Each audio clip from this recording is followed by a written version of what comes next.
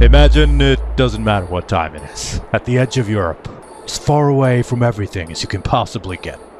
Not too long ago, you were hauling olives in the sunshine of Greece. And now you're here. In the freezing cold, staring out into the darkness in a snow-covered wood-capped Norway. Here you are. Reminded that you are just a speck on a rock hurtling through the cosmos. And by absolute chance, you happen to be in the shadow right now. And time is just the ordered dimension in which change occurs, allowing events to be distinguished as past, present, and future. Because it's all out there in the dark. All the time past and all the future. And in this universe, with all its endless possibilities, you are reminded that you are not a brief arrangement of atoms experiencing the universe. You are the universe, briefly arranged in a form that can experience itself. And these Truck Sim Diaries. And in this video series, I record my Euro Truck Simulator 2 gameplay, and I use it as a backdrop for my unscripted thoughts on what's going on in my life and the world around me. Sometimes I will have a lot to say, sometimes I will just comment on the gameplay, and sometimes I'll just be quiet. Either way, I'm glad you're here, so let's see if we can start working our way south, after one last look at this northernmost point of Europe.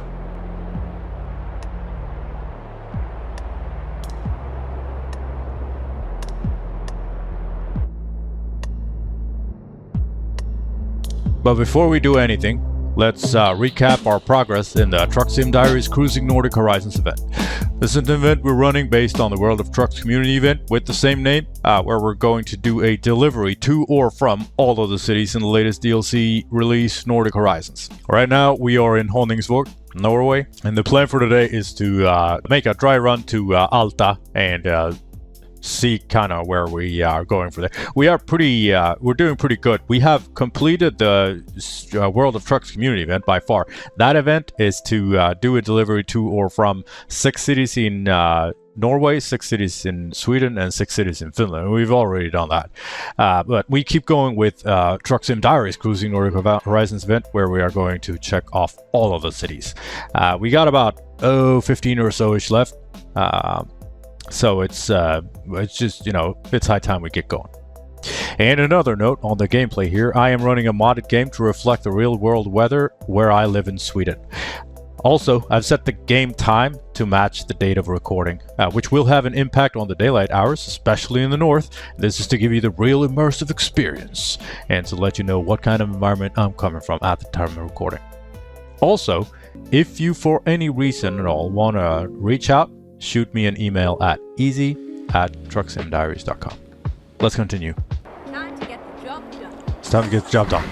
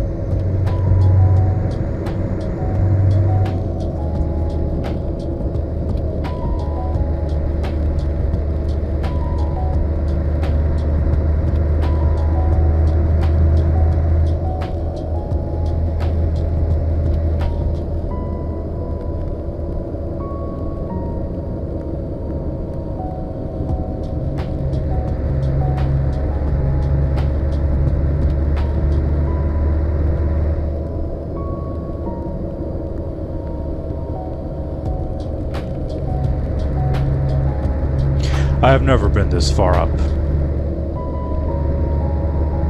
in Sweden or Norway. It is pretty hard to grasp, even for me, who is like I said, I was born here. My mother lives up north, but Sweden is gigantic, and half of it is the northern region.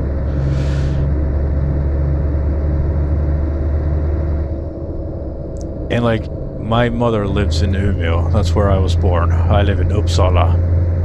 So when I drive there, it takes a whole day. And that's only like half.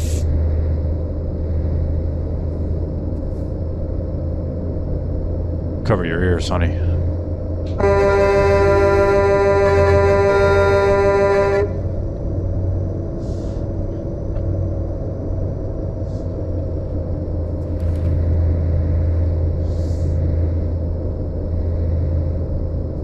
And it is a very vast landscape with very few, you know, inhabitants. So there's a lot of ground that is just barren and empty, and that's, you know, that's the big charm of it. It's pretty much the whole thing.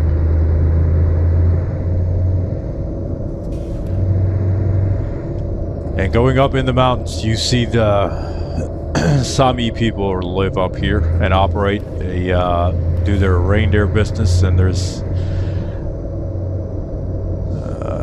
it's always this conflict going on between the Sami and the non-Sami, I suppose.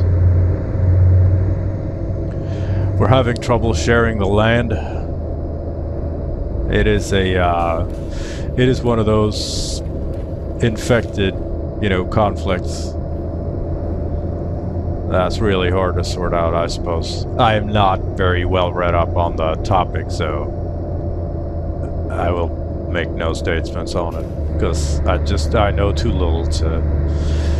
All I know, we like in school, we don't really get taught about this stuff, or at least we didn't when I was a kid. I think maybe now they're doing a little bit better, but 4% trailer damage. All right. Yeah, like I said, I think they're doing a little bit better with school children now, teaching them kind of, you know, but it wasn't even mentioned. And Sweden has this dark history when it comes to the Sami people. We forced them to move from their, and this wasn't even long ago. It was like in the 40s, 50s. You can tell that I don't know a lot about it. But, you know, forced them to move, forced them to change their way of life. We had these, actually in Uppsala, we had this institution that was linked to the university that was called like the Race Biological Institute or something like that, where they did these, I mean, when you look at the pictures from it and read up on it, it is like 2 steps behind, sorry, 2 steps behind, you know, what the Nazis did with the Jewish during World War II. It was dark. With the classifications and the measurements and trying to, you know, what they call science, study something. It was pretty bad. There is a lot to read up on this, and I really shouldn't.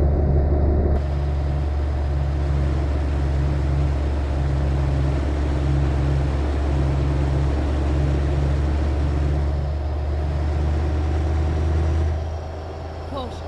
Please mind the speed.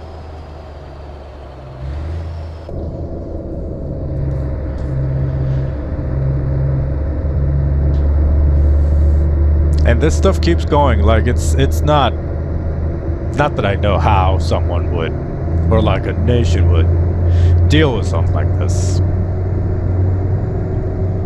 But it's like it's still going. And like I said, the conflict is really infected.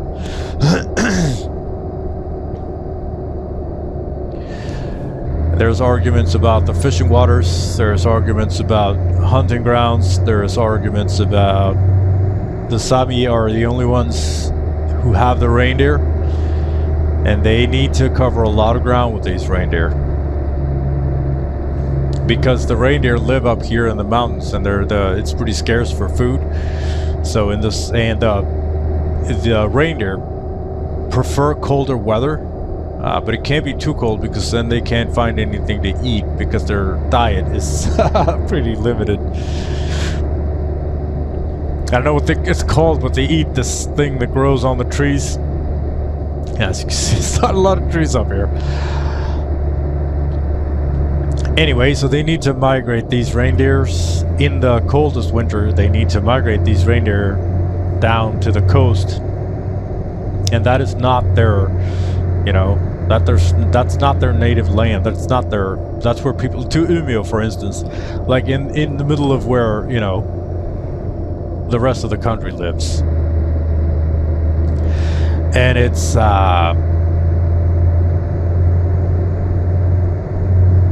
not without problems because they need space. They need they need space. And being a minority, they're probably fed up with how things are handled. But also, I've seen it from what me personally, I've never had any problem with the Sami. They've never done or said anything bad to me at all, ever. The thing is, they have barely said anything. They are a very closed off people. And a lot of times you can feel that there are a lot of frustrations towards, the rest of the population.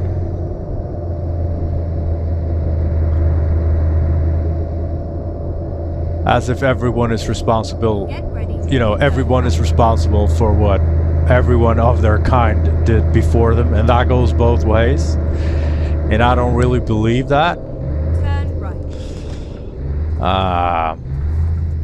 I think that's not a very productive way to look at responsibility, and I don't think that is a very productive way to look at trying to solve a conflict.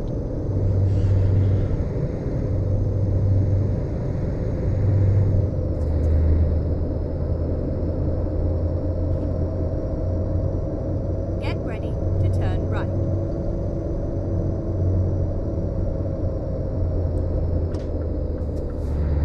But for the most part, the large majority of the Swedish population just don't know anything about them. They don't know, barely know what they think. Maybe that the Sami people are almost like mascots, like that it's not, that it's not actual people living their daily life, and they're not living like in the Stone Age, although they keep to, they keep to traditions, but it's not as simple as it's not reindeer herders refusing to adjust to modern society. It's not what it's like.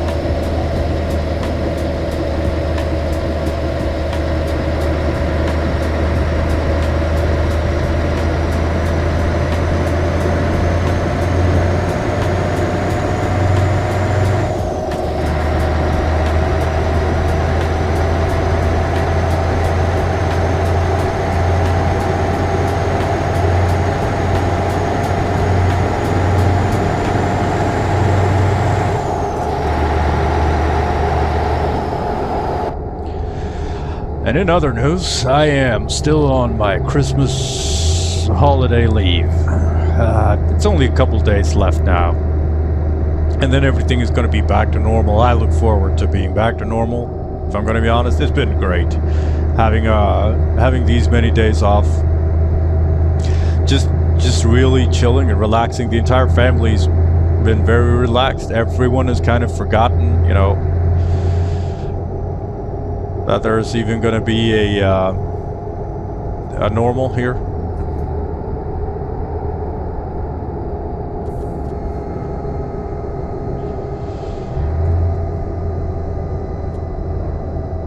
But it's going to be great.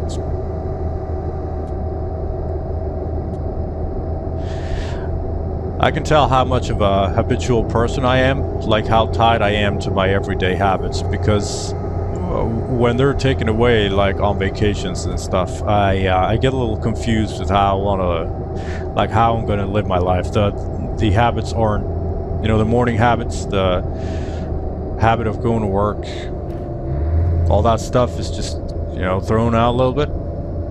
So I get a little confused on how I'm going to live. Like I talked about, I've committed fully to going to bed kind of early, at least not staying up too late, because I want to be up pretty early.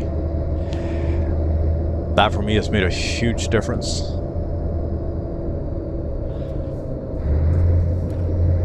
To just get up normally, even though I'm off, it makes my day so much better. And we have a lot of snow now, and you're naturally going to be restricted on what you can do, so I haven't been out as much during this time off. I've basically just been at home, just poking around. I spend a lot of time with the PC. The kids, they go out, you know, playing with playing in the snow. They love it. They live their best life, like right now. And they'll be out all day, and they'll come inside like red-faced from the cold, you know, asking for some hot chocolate at the end of the day. I am so glad for them that they get to have this.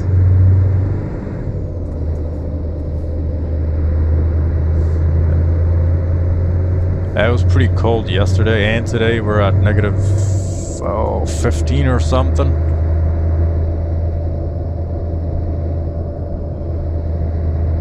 I went down, did some errands yesterday, kind of replenished some stuff that we had ran out of. And it's like the year hasn't really started where I live. I went downtown and there was barely anyone there. We got a couple, you know, national holidays. So every year they fall on kind of little different, you know, different days. And depending on which days they fall on, you have to take more or fewer vacation days to get a long stretch of time off. Today is a good year. You had to take, like, I think maybe 4 days off to get 2 weeks off, because the rest of it was national holidays that happened to be on, you know, the work day. If they are on the weekends, obviously,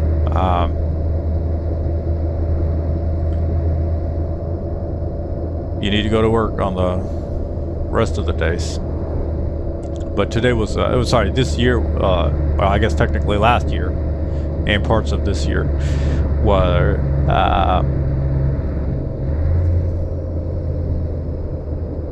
they were very kind.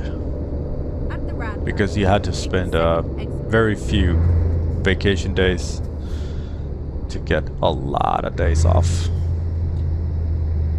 Exit now.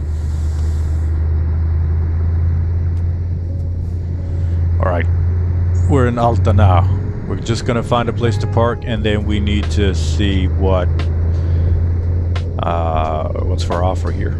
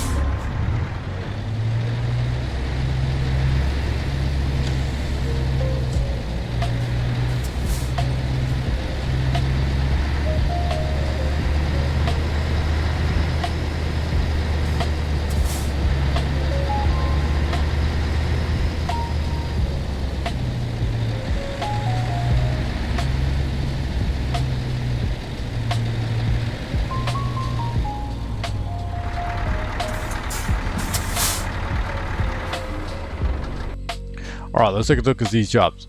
We're here on Alta, and we've got holdings for Ivalo. We already have those. Tornio, Kusamo we have. Arvidsjaur we don't have. Jyväskylä, and then Tallinn is not. Palermo is not eligible. So only option. It's a good option. Arvidsjaur we don't have that. When we get there, we do have Luleå and Skellefteå already, so making our way from there is going to be, well, you know, we'll think of something. Round Baler, Crony, Varipack, V190XE from Alta to Arvidsjaur. Let's reach up. Let's go. Pickup is just around the corner. Drive safe. Let's go. Turn right, and then turn left.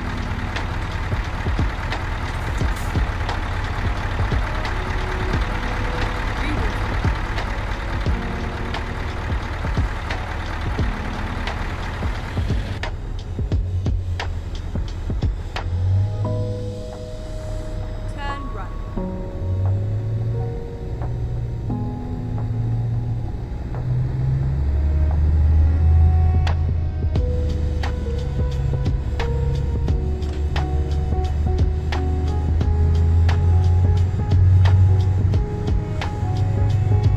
Turn left.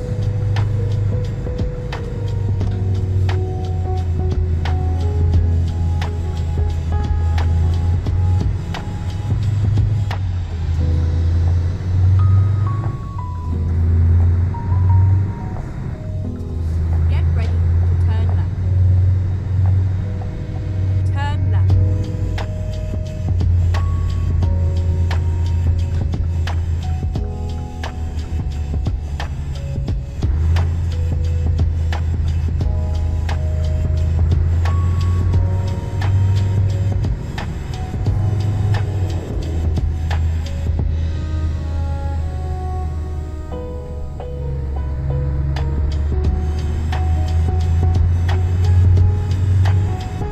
Get ready to turn right.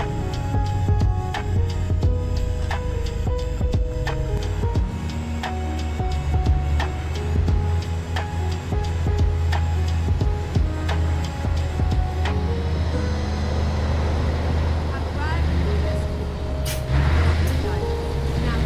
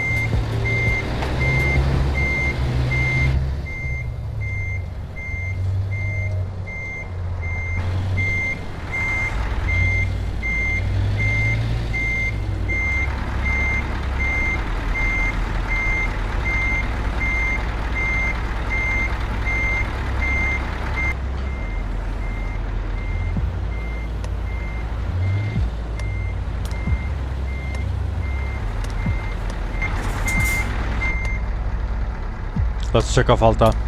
Load this cargo. Cargo's loaded. It's snowing again. Let's go. Let's go.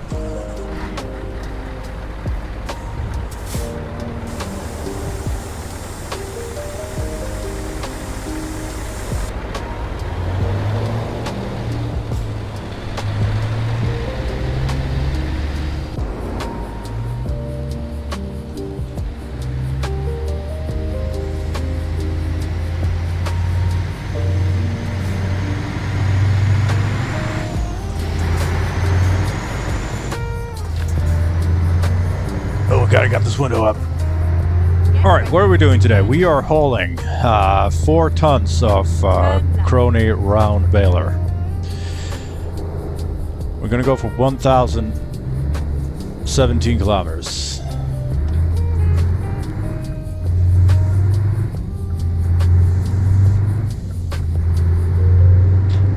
We got fuel for 1,659 kilometers. ETA is 17 hours and 4 minutes of in-game time. That'll take us about an hour of real-world driving. We need to rest in 7 hours and 45 minutes of in-game time. In-game time is sped up, so it's a lot faster than real-world time. That way because of that, the sleep schedules can kind of come sneaking up on you a little bit. But I think we're going to be just fine.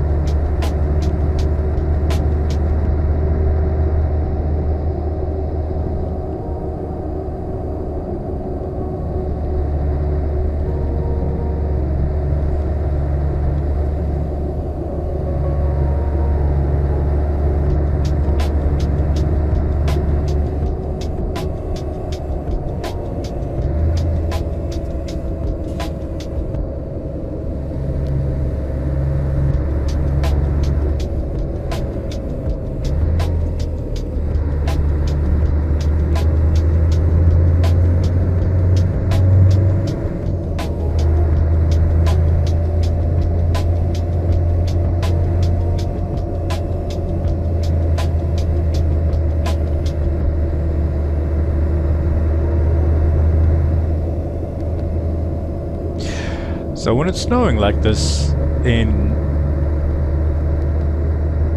a nation like Sweden, we get a lot of snow every winter. There can be some winters here or there where there's not a lot of snow, but for the most part, it's gonna be, at least 2 snowstorms, where it just brings society to a halt for a couple days, where we need to deal with it. Because everything is covered in 40 centimeters of snow. Roads need to be cleared,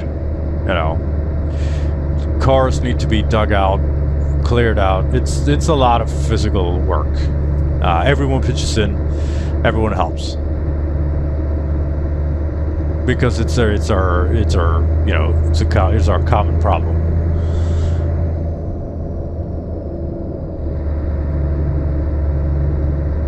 And when they clear the snow off the roads, and they need to put it somewhere. For the most part, you could just push it aside into droves, but that's not always, possible. Because having big droves of snow is not ideal. So what they do is they load the snow on trucks, and the trucks go dump it somewhere. For a long time, they dumped all that snow in the rivers and oceans. Idea was it's just water anyway, so might as well. And then they learned that doing it that way will, when they scrape the snow from the roads, they will scrape off a lot of bad stuff from the roads, like pollutants, chemicals, stuff like that will be in the snow. So the snow that they put onto the trucks to be, handled somewhere, it's not water in solid form, but it turns into this waste product, and they're still kind of dealing with. Every city has its different way of dealing with it. Where I live in Uppsala, we have a lot of sandy and snowy ground that is very good for cleaning water. Like where we take our drinking water from is very clean out of the ground, because a lot of the water is filtered through the ground to a very high quality. So what Uppsala does is they build the biggest snow mountain you've ever seen, or at least I've ever seen. And I've seen a lot of cities, driving around in the winter. I can see a lot of these snow mountains. And I am reminded of how a lot of us are just still big children. I get happy by seeing a big mountain of snow, and the guys who work with it, like the trucks and the wheel loaders and stuff, that's just playing with snow and their big machines. Yeah, that's not full on adult, is it? Like, it's with these concrete blocks. I got this close to where I live. There is this stone and concrete factory that it's pretty big, and they have these big yards where they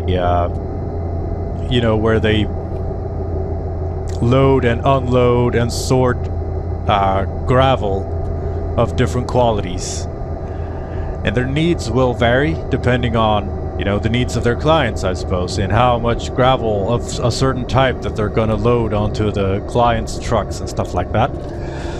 So it was probably 10 or 15 years ago by now, someone thought of the idea of making concrete bricks that are kind of like Legos.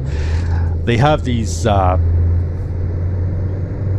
is it concave or convex? It's this little, how Lego sets have their studs on the top? It's kind of concrete studs, and on the bottom of these concrete bricks there are, corresponding holes. So they can just place these, just like when you're building a Lego house. They can just place these concrete blocks, and build different shapes. So what they do is they make these, it's kind of like dugouts, where it's easy for them to dump the gravel there. It's easy for them to grab the gravel there and load it onto trucks. So the trucks can back in, just dump the gravel, and the wheel loader can just drive into the thing, just pick it up, push it up against the walls, load it. I mean, it's good. It's a good idea. I see it. However, the same thing there. Are they really adults, or are they just 8-year-olds? Because I see these guys with these huge wheel loaders, and we were talking like the big ones, just driving around building Legos with their concrete blocks. Like, are you sure you're not 8 years old? I am so jealous. I wish I could spend my entire day in a wheel loader just shifting concrete Lego bricks around all day and load gravel onto trucks. That is a life that I can see for myself, for sure, every day. Boss man needs 200 tons of gravel sorted over in Zone B in the yard. Yeah, I can do that.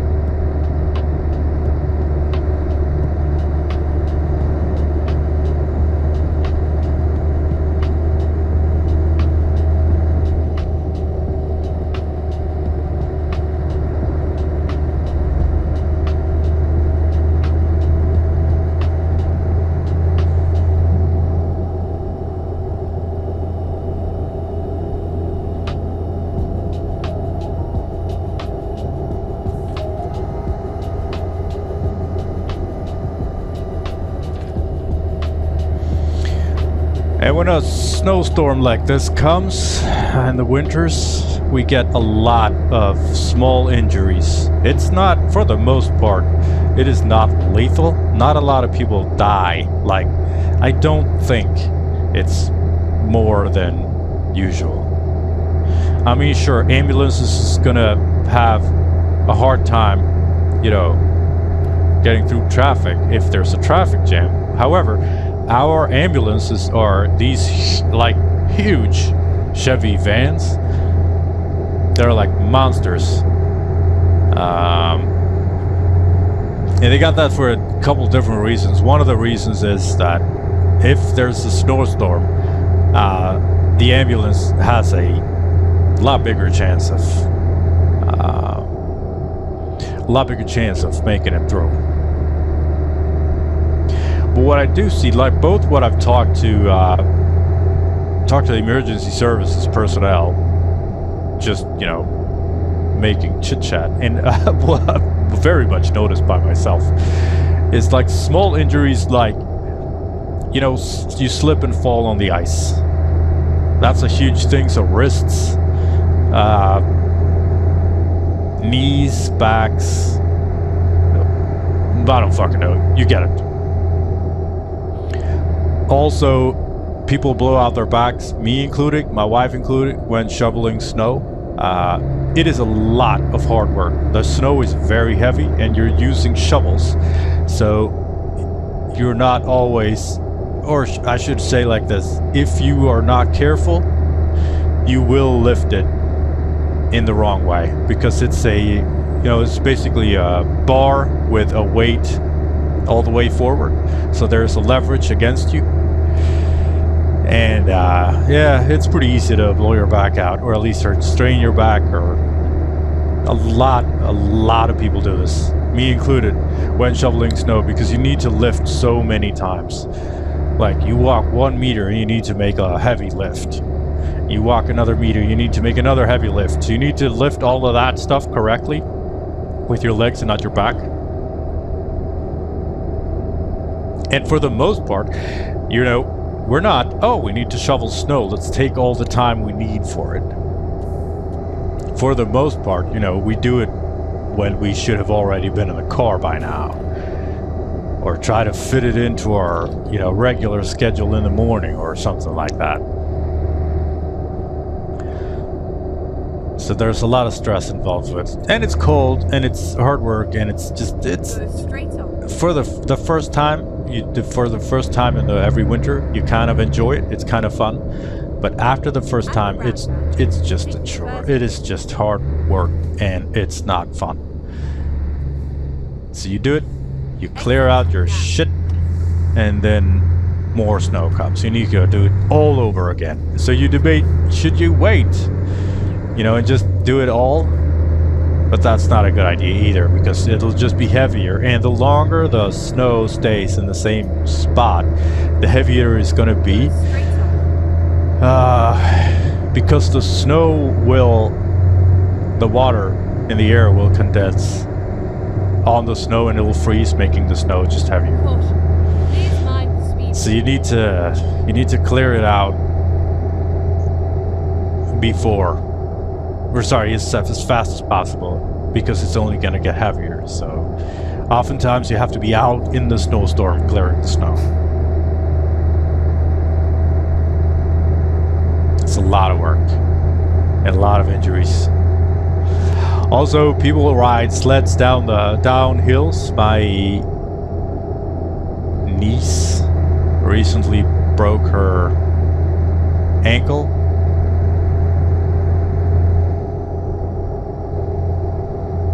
Riding sleds down. I mean, it's unavoidable, I think. It's how they learn. Not every kid comes back with a broken foot or anything like that. But you know, every now and then it happens. You just need to come to terms with that, I think. Because you can't, like, I mean, they gotta wear helmets, of course, but you can't be there and control everything they do. They need to figure this stuff out by themselves. I can't be, hovering above them at all times, making sure that they're not, hurting themselves.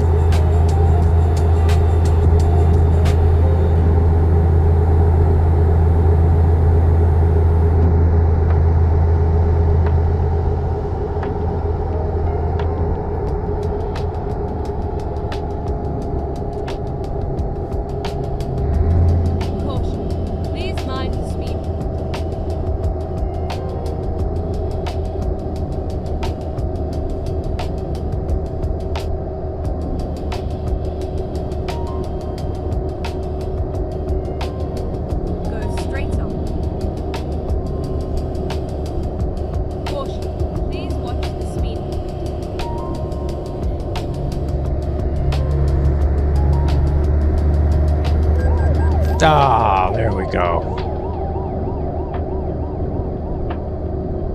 Caution. Please mind the speed limit.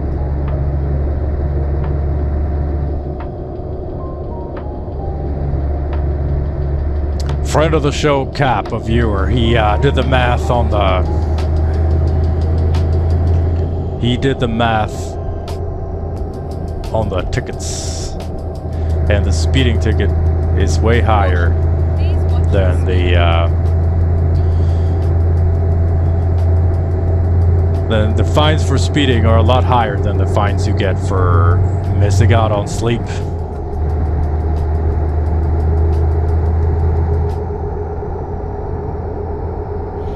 So I know I'm just stupid when I try to save time by speeding up, but I'm learning. I'm learning to plan better, and I'm learning to not get into the situation where I think like, oh, I can make it if I just speed a little bit. It's not the best call in the world.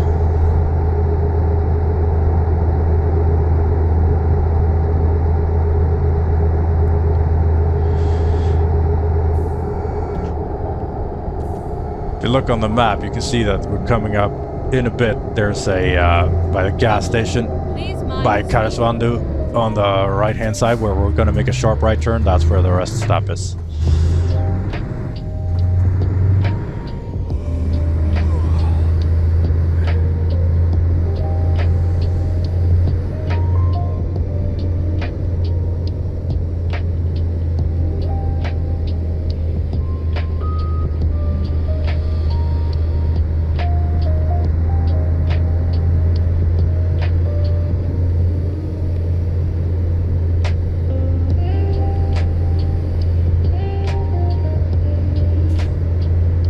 However, if I go too long between, like, so I need to rest after, you know, a set number of hours. And if I exceed that, I will,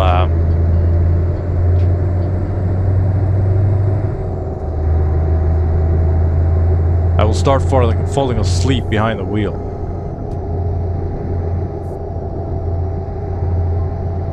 And the truck crashes, and it's not pretty. But you need to go like a little bit over the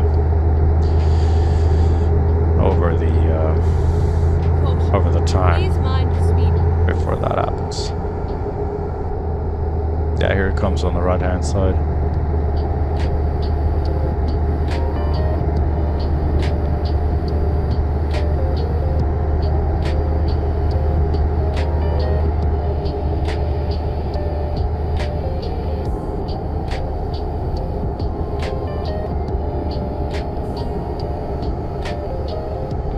That's one of the things that they actually did pretty well here in the Nordic Horizons expansion.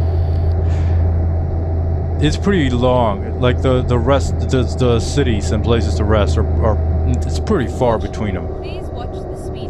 I think that's pretty cool. That even though the game is so condensed, you kind of get the sense of distance.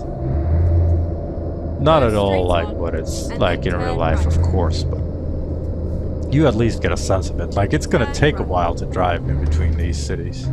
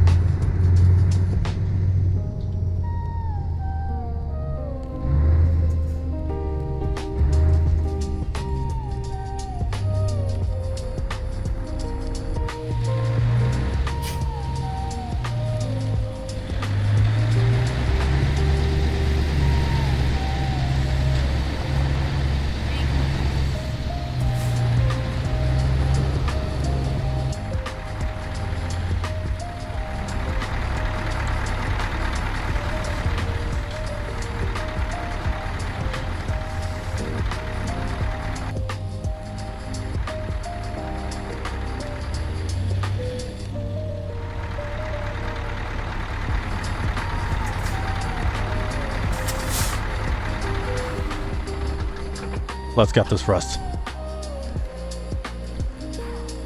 We wake up at 9:17.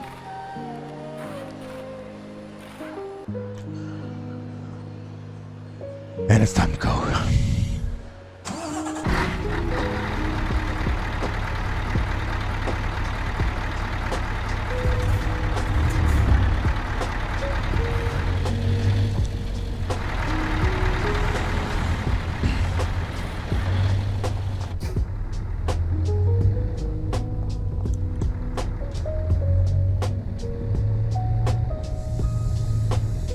Alright, ETA is 9 hours and 57 minutes of in-game time, or we need to rest in another 14 hours, so there's no need to plan for another rest stop.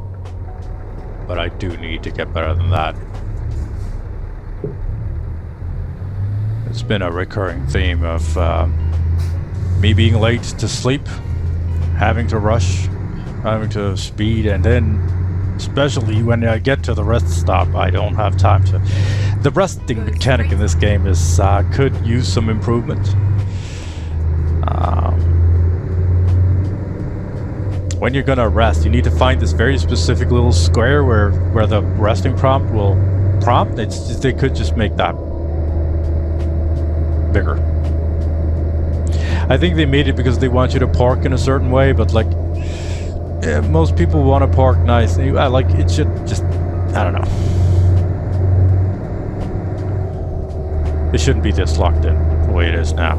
But there are a lot of parts of this game that could be a little bit more fleshed out. Like I do some of this role-playing stuff, like when I step out of the truck, when I, you know, refuel and stuff like that. The game needs a lot of help to be to get some depth to it.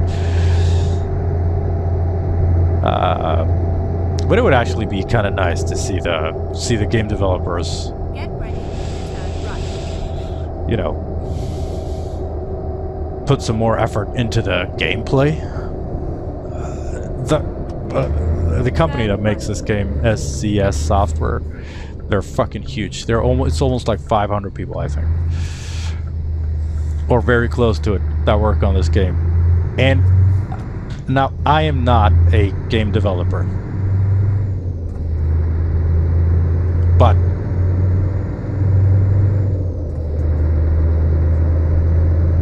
$500 people, that's a lot, I think. And what they're doing is they're making, you know, map expansion after map expansion after map expansion. So they find their, I mean, I got all respect for how SCS Software chooses to operate, because they take the safe route. They always have. Because they got their player base that's very loyal. And they, like, they just keep going, you know? But I think that they could, you know, make some gameplay changes without, you know, hurting their player base or anything like that. I mean, the game does push you. There are no, you know, I mean, sure, you can get a fine, but like, it's not a difficult game. The game will not punish you for your mistakes. And I'm not saying I want, you know, Euro Truck Simulator Dark Souls edition, but just things like the sleep system could be improved. Where you could sleep, how you could sleep, why, and what hours you could sleep. Cargo system could be, you know, better. The economy is just coming from EVE Online and seeing what they did to the economy. I'm not saying that Euro Truck Simulator should, you know, make a crafting system or anything like that, but it just could be so much more. But until we have that, I'll just make do with my little role playing. And speaking of that, I've been planning the next contracts that we're gonna have. So what I do when I make a contract for, like we did with the olive farm Eliarchos in Greece, and also the food store Vilko. If you have been watching for that long, what I do is I ask ChatGPT to basically make up a contract for any of the companies that exist in Euro Truck Simulator. So I will get a number of jobs, and I tell it to do, like, you know, minimum 2, maximum 12, or something like that.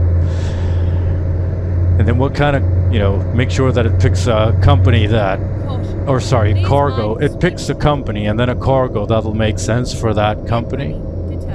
For instance, for Eliarchos, there was, of course, cargo that was related to olive farming, and for Vilko, there was foodstuff items.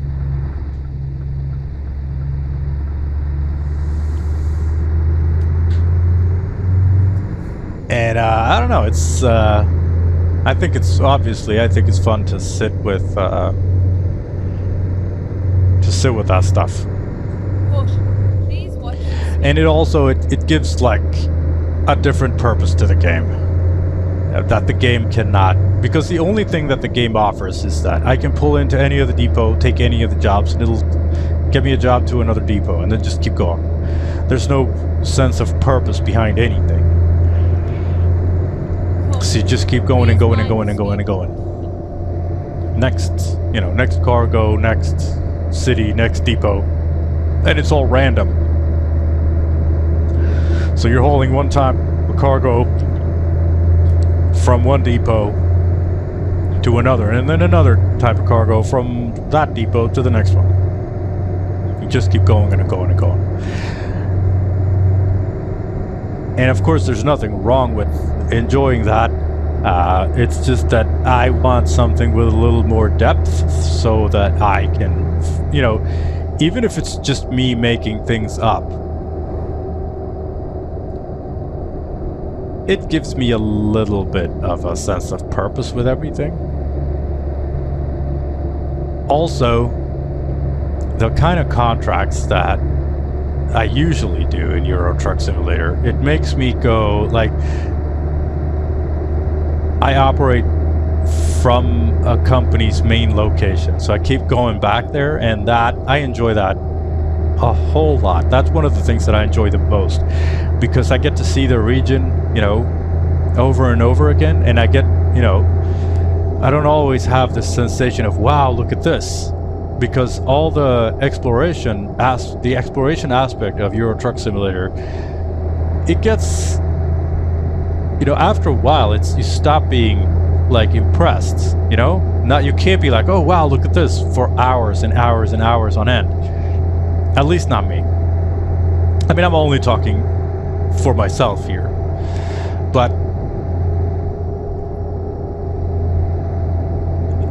doing something that's boring and a little monotonous, like going back and forth on the same road with pretty much the same cargo, is, I like that. It gives me I think maybe it tickles my autism in the right way. It gives me boundaries to operate within, and I can kind of rest my mind just going back and forth. I think that's one of the things that people enjoy so much about Farming Simulator. Straight up.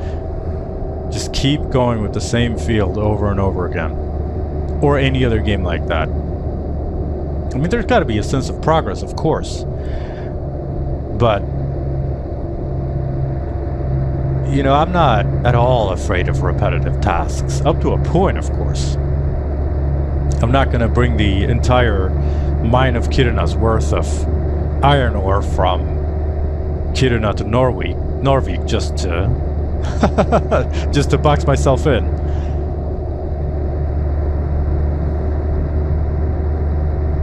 And also, I like to not have to decide everything. That's why I like to use ChatGPT so much, because it's just enough of a surprise for me, like what it chooses.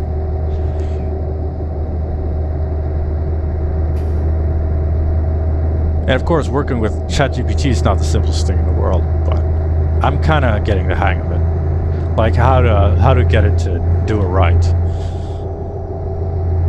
And I think it found a way that works pretty well now. So, like I said, it chooses one company, either in a region or in the entirety of Europe, and that company will be my new quote-unquote employer, or contract holder. And ChatGPT will generate jobs that will make sense for that company. For instance, like the olive farm. The output from the olive farm is, of course, olives and olive oil, and the input is items related to olive farming.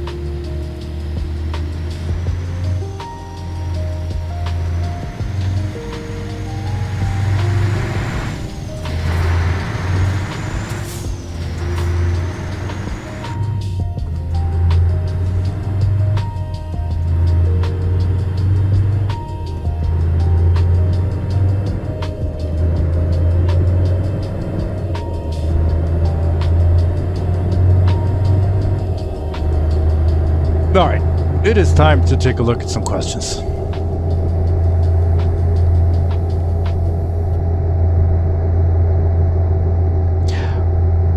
What is the longest you'll drive in a day before making it a two-day drive? And I have done some pretty long drives in my life. One of the longest I think I drove for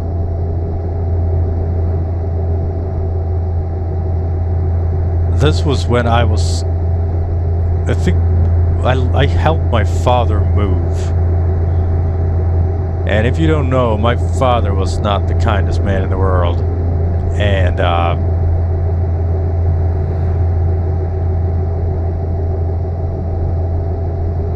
but anyway, I helped him move pretty far. I think it was a 7-hour drive or something like that.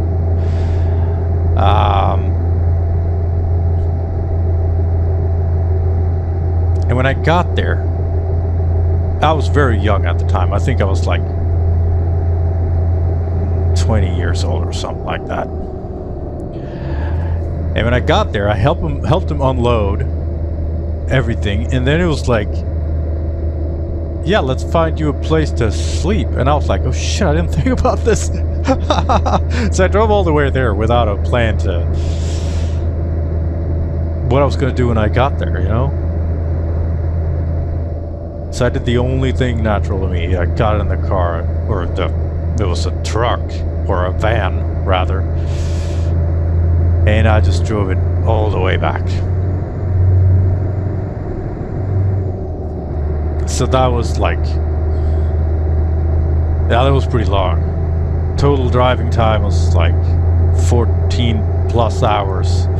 And then being awake for every, like, I think I was up for more than 24 hours. But I just did not want to sleep there. I'd rather fall asleep behind the wheel and fucking die. No. But I would rather get back to the car and just keep going.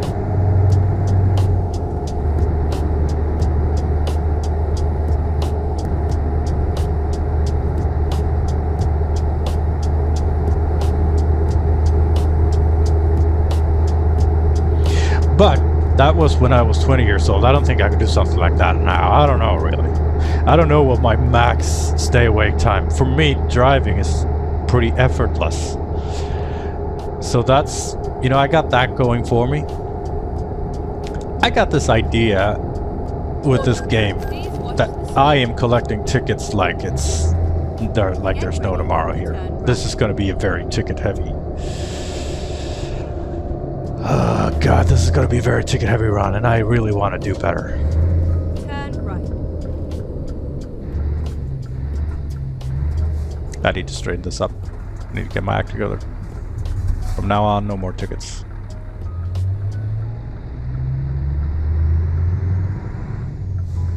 So I've been throwing this idea around of doing a marathon run in the truck game.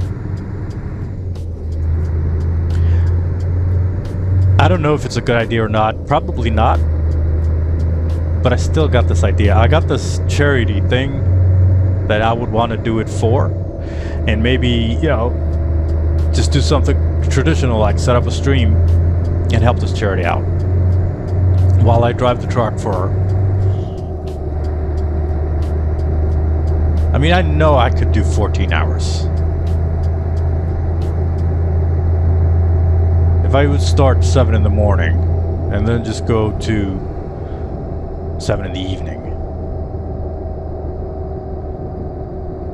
and keep going to 9, that wouldn't even be a problem. I would actually enjoy that.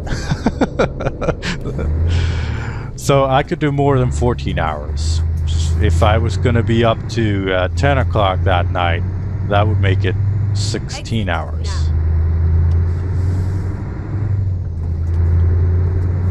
And now if I was going to be up to midnight, it would be 18 hours.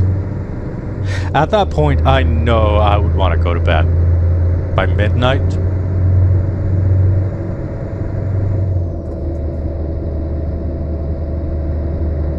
hours.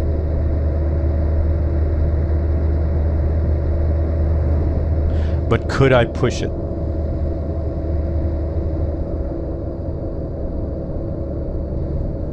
Imagine if you do that. Imagine if I was going to do a stream for that long. Let's just play with the idea of 24 hours. From 7 o'clock in the morning to 7 o'clock in the morning. That is very long.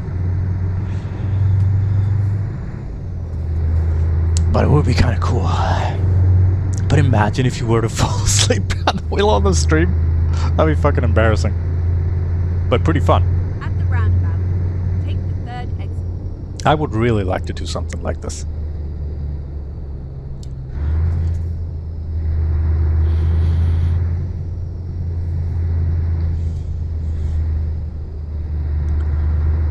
But a couple things need to fall in. I could do it.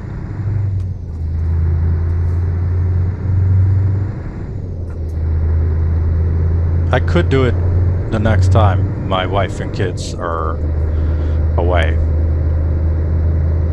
You know, sometimes they go visit my my in-laws, and I stay home and watch the cats. So if they would be away, and they would be away for 2 nights, I could start the morning after they leave. Make sure that I get a lot of sleep.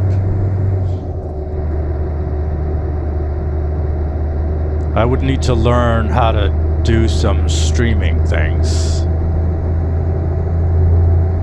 But it could work. You know, I never make any promises. But this is an idea that I've been throwing around in my head. 24 hours is pushing it. I think anything above 16 hours is pushing it.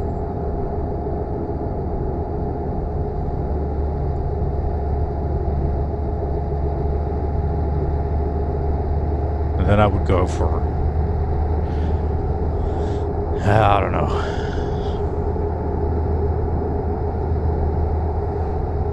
Because the thing is, I'm not 20 anymore. I am 42 years old. Caution. Please mind the speed limit. I would need to load up with so many questions to have something to talk about. But yeah, we'll see. We'll see how long I mean, 14 hours, that's substantial.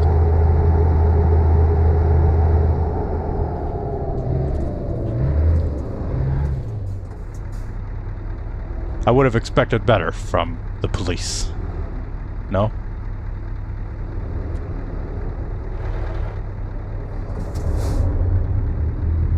So anyway, that's, you know, doing that in a real car would be fucking dangerous. So how many hours do you think I could do? How many hours do you think you could do?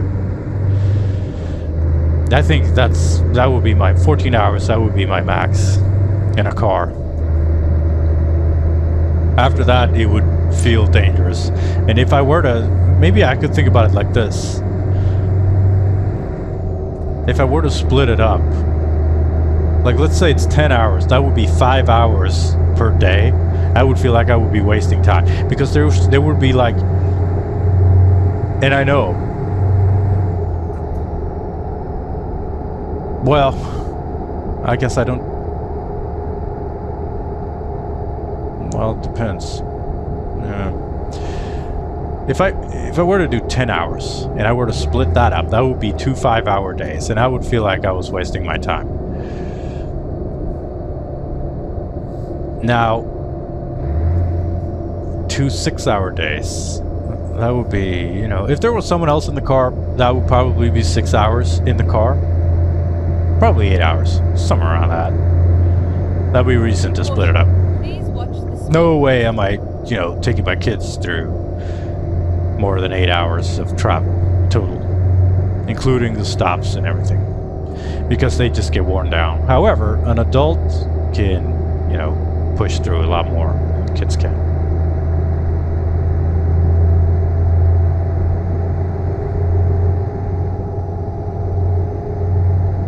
I'm gonna say 14 hours. fun of it.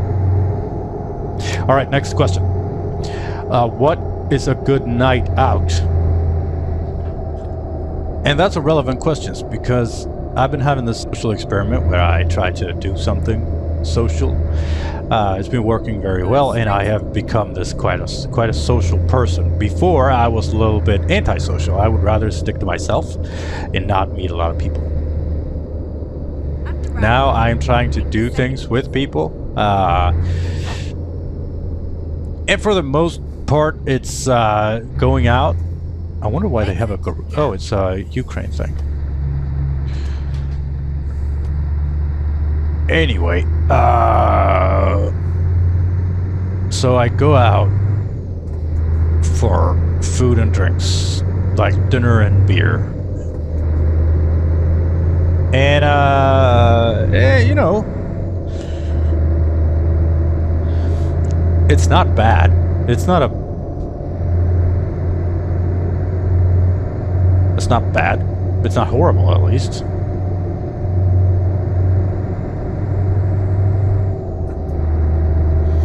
But it's not very fun either. Like, spending that amount of money for food that's not really that good.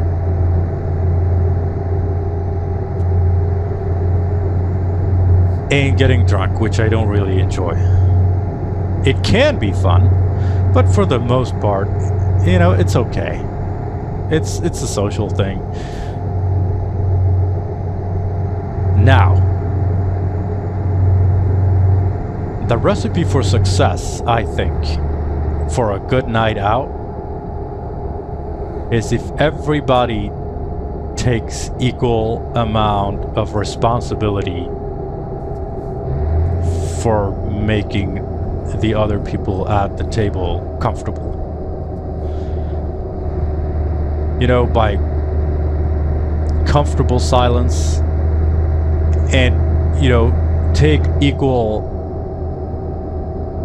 put in equal amount of effort to keep conversations going, to think of questions to ask the other person to make that person feel comfortable. If everyone around the table takes equal amount of responsibility for doing those things, I think that's your guarantee to have a good night out.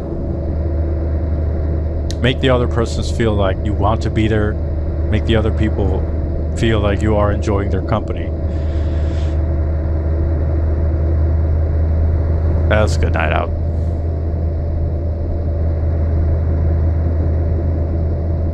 With strangers. A good night out with my wife, that's easy. You just bring my wife.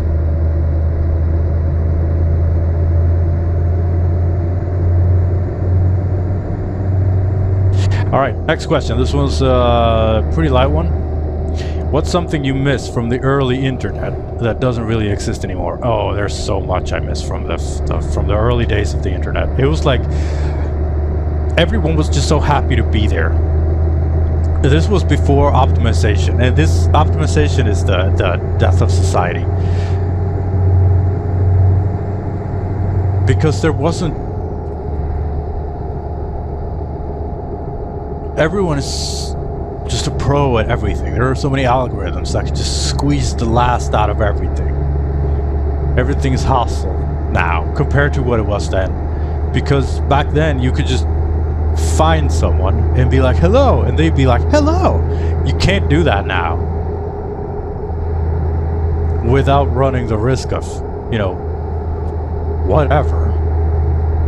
And just having this darkness, this cynicism that's online now. And the creativity was glorious back then. Everything was fucking ugly. I had a conversation with my wife about AI, and I guess I'm a little bit on the fence about AI, but for the most part, I am impressed by AI. And at that time, we were having the conversation like, one of the things that I appreciate about AI is that AI helps everyone to make prettier content because people were very shit at it before. And she said, but I like I miss the shit. And I was like, no, you know, good looking, everything looks, Go straight on. it doesn't look great, but it looks better because people were shit at it before, like when they were going to do pictures and thumbnails and recordings. But I think she's right. You know? To have it be a little ugly, have it be a little human.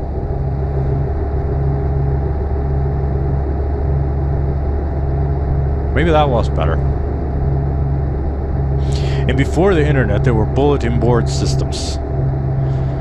That was basically text-based internet, and you would have to phone every web page, quote unquote, that you wanted to visit. That was a database. And there were chat rooms if it wasn't busy, because when you called the bulletin board system from your modem, if it was busy, if there were too many people there, you would get a busy signal from the place that you were going to try to visit. This is hard to explain if you weren't there. But it was basically text-based internet. There weren't any, everything was just white text on a black background. Typical computer font. That was fucking, like, you went from, Take the first exit. like, imagine all of a sudden you open a book and it can start writing new pages. It's hard to explain the sensation you got when that came around. Like, all of a sudden you can plug this thing into your computer and you could just connect with other people from it was crazy. And it was so much fun and it was exciting. First thing I did, download pictures of a naked lady.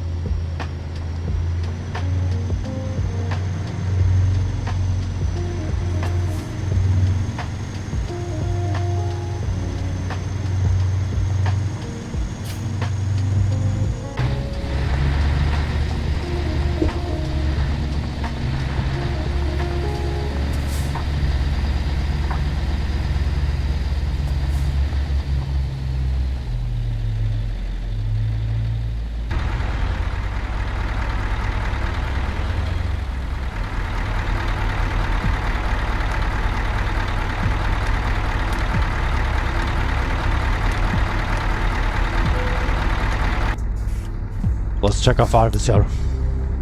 Unload this cargo. Alright, we went from Alta to Arvidsjaur. Alright, though I'm not looking forward to it, let's take a look at the stats for this job. 1,025 kilometers, 31.6 liters per 100. So fuel economy wise for hauling 4 tons is not good. We drove in Norway, so however, this is the worst part. 3% damage and just these collision, fine. This is a nightmare. 1 hour and 3 minutes of driving from Alta to Arvidsjaur. Truck is chugging along. It's 268,104 kilometers, so not too bad. Planned was 1,016, real was 1,025. Income's 10,000. Oh god, look at this. 10,717. Taxes 1,607. Other costs 1,900.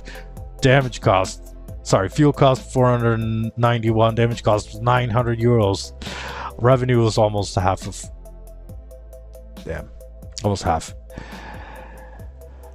5,817. So 3 out of 5 stars, 4 out of 5 for damage, 4 out of 5 for distance, 4 out of 5 for flights, 5 out of 5 fuel economy. So at least got that going for us. No stars for mass for 381 hardcore points. This is, man, I gotta do better.